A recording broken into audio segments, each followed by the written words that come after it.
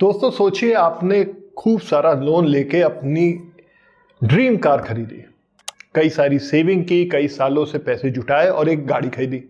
पहली सर्विस कराने पहुंच गए सर्विस सेंटर। बड़े ही नामचीन सर्विस सेंटर है, कई सालों से उसी जगह पे है और सर्विस करता है रोज सैकड़ों गाड़ियों की।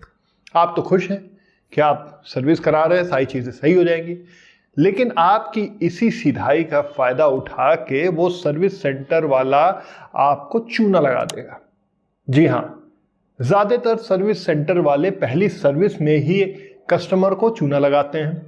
और इसके पीछे का रीजन क्या है, कौन कौन से टिप्स आपको फॉलो करने हैं ताकि आप अपनी सर्विस सही से करा सकें, क्या क्या डॉक्यूमेंटेशन आपको अपने नजदीकी सर्विस सेंटर से मांगना ही मांगना है ताकि वो आपको बेवकूफ समझना बंद करे। इन सारी चीजों पे आज की वीडियो में मैं डिस्कशन करूंगा। तो सोचिए दोस्तों, आप अपनी नई नवीली गाड़ी को लेके पहुंच गए अपने सर्विस सेंटर। पहली सर्विस है, आप कोई रिस्क नहीं लेना चाहते। सर्विस सेंटर वाला आपको जो जो बोलेगा आप करने लगेंगे, लेकिन ठहर जाइए, आप सबसे बड़ी गलती यही कर रहे हैं।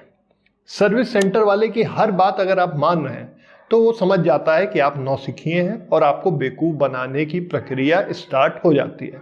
हर लेवल पे आपको बेवकूफ़ बनाया जाएगा, आपसे पैसे ले लिए जाएंगे।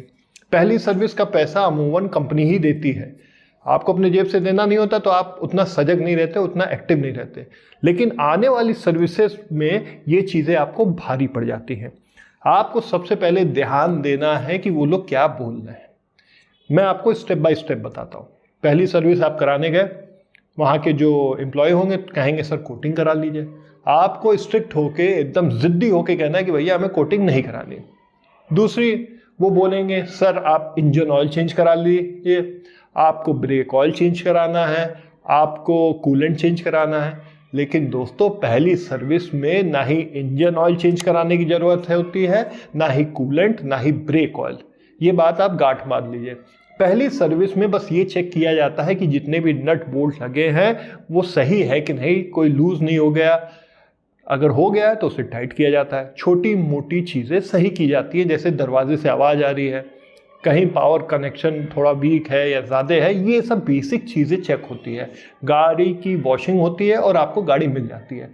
आपको कोई चीज़ ज़रूरत नहीं है पहली सर्विस में चेंज कराना, अगर वो इंजन ऑयल से रिलेटेड है, कूलेंट से रिलेटेड है या फिर ब्रेक ऑयल से रिलेटेड है। साथ ही साथ अगर हम बात करें तो जो मेन चीज़ें होती है वो होती है ट्यूनिंग की। सस्पेंशन आपका सही से ट्यून हो रहा है कि नहीं, बैटरी चेक हुआ है कि नहीं, ये बेसिक चीज़ें केवल ध्यान में रखनी है। आपको जिद्दी बनना है, बेशरम बन जाइए। और सबसे ज़रूरी चीज़ जो आपको ध्यान में रखना है वो ये कि साल में 365 दिन होते हैं। भाई एक दिन आप अपनी गाड़ी के लिए समय निकालिए। मैं तो कहूँगा छुट्टी वाले दिन आप कभी गाड़ी सर्विस ही मत कराइए। उस दिन वैसे ही इतनी ज़्यादा मगजमारी रहती है, इतनी गाड़ियाँ रहती है, वो वैसे ही अच्छे से सर्विसिंग नहीं कर पाते हैं। पहले तो कई सारे वीडियो ऐसे आते थे जिसमें गाड़ी को केवल धो के दे दिया जाता था, कह दिया जाता था कि गाड़ी की सर्विसिंग हो गई और लोग मान भी लेते थे। आपको वैसा नहीं करना है। मैं कहूँगा किसी वीक डेज में आप जाइए, हर चीज़ के लिए सवाल पूछिए सर्विस सेंटर से। जब वो आपके सवालों से इरिटेट हो जाएगा तब समझ जाएगा कि भाई इनको अगर हमने चूना लगा दिया तो ये बंदा कंपनी में भी क्लेम करेगा, कंपनी में भी आपके खिलाफ इंक्वायरी बैठा सकता है, कंप्लेन भी करेगा और आपके सर्विस सेंटर को बंद भी करा सकता है। ये इतना सनकी आदमी है। तो उस हिसाब का खड़ूस दिखना और बनना ज़रूरी है अब जब भी सर्विस सेंटर जाए। पहला नियम तो ये हो गया। सेकंड सर्विस कराने अब जब जाए, पहली बार आप तेज थे, खड़ूस बने, जिद्दी बने, सर्विस सेंटर वाले सचेत रह गए। इन केस मान लीजिए दूसरी जगह आप सर्विस कराने जा रहे हैं, तो सेकंड सर्विस है आपकी। इंजन ऑयल पे आपको ध्यान देना है क्योंकि तब तक लमसम गाड़ी 10,000 20,000 किलोमीटर चल चुकी होती है।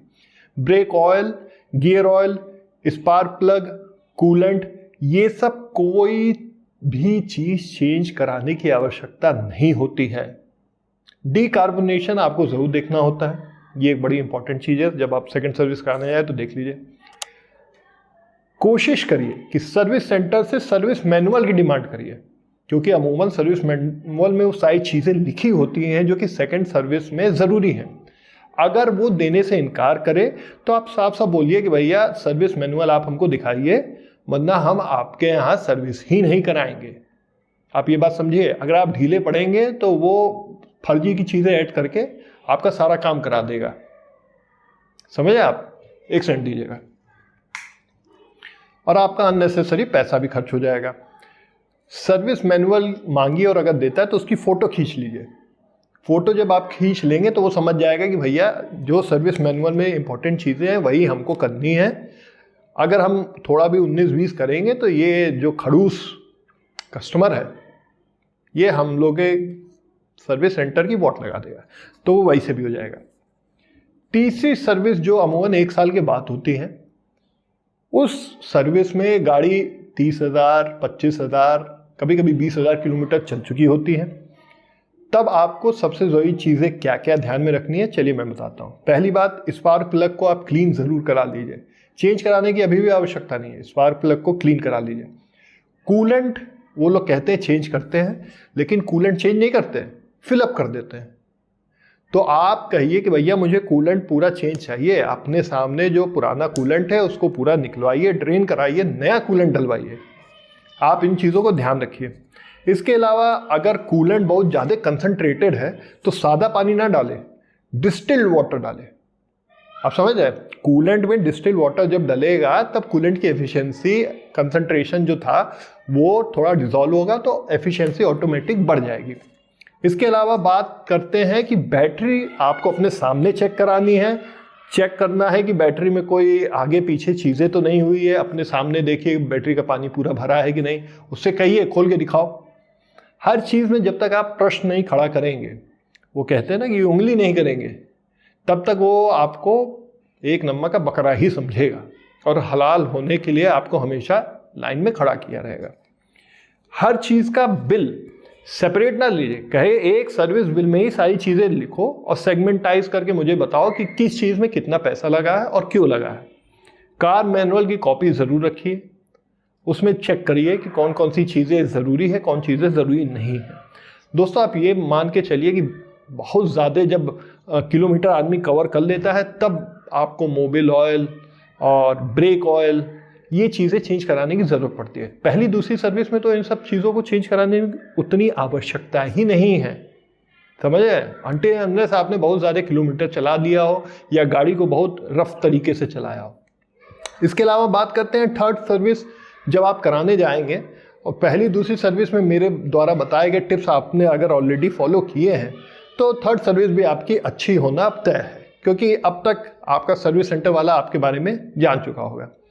आपने ये देखा होगा कि सर्विस सेंटर वाले कहते हैं कि भैया डैश कैम हटा दीजिए जब भी आप सर्विस कराने जाते हैं। उसका रीज़न आपको पता है क्यों है? चोर के दाढ़ी में तिनका। साफ साफ मैं बोल रहा हूँ। उनको डर रहता है कि अगर डैश कैम ऑन रहा तो उनकी ये जितनी भी मक्कारी है सबके सामने आ जाएगी।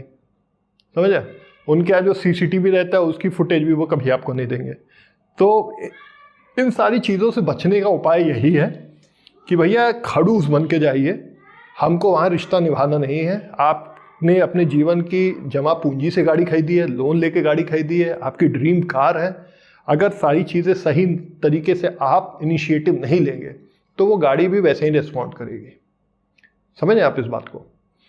क्योंकि आपको चलना है गाड़ी में, आपकी फैमिली को चलना है। नट बोल्ट सही से हो, सारी चीज़ें सही हो, एयर फिल्टर सही हो, कूलेंट सही हो, गियर बॉक्स सही हो। इन चीज़ों के बारे में बीच बीच में पढ़ते भी रहिए ताकि आपको अंदाज़ा लगे कि आप भैया पैसा दे रहे हैं, उस पैसे का वैल्यू है कि नहीं। समझ आए? तो ये वीडियो मैंने एकदम जनरल टर्म में, कोई बहुत ज़्यादा टेक्निकल टर्म इसीलिए नहीं इन्वॉल्व किया इसमें ताकि जनरल पब्लिक इसको देख के समझ सके। ऐसे ही अमेजिंग वीडियो के लिए गाड़ी बस 24/7 को ज़रूर सब्सक्राइब कर लीजिए, क्योंकि इस चैनल पर मिलती है आपको गाड़ियों से रिलेटेड सटीक और रिलेवेंट इन्फॉर्मेशन। अगले वीडियो के साथ आपका दोस्त गाड़ी बस 24/7 आपके सामने फिर हाजिर होगा। तब तक जय हिंद, जय भारत।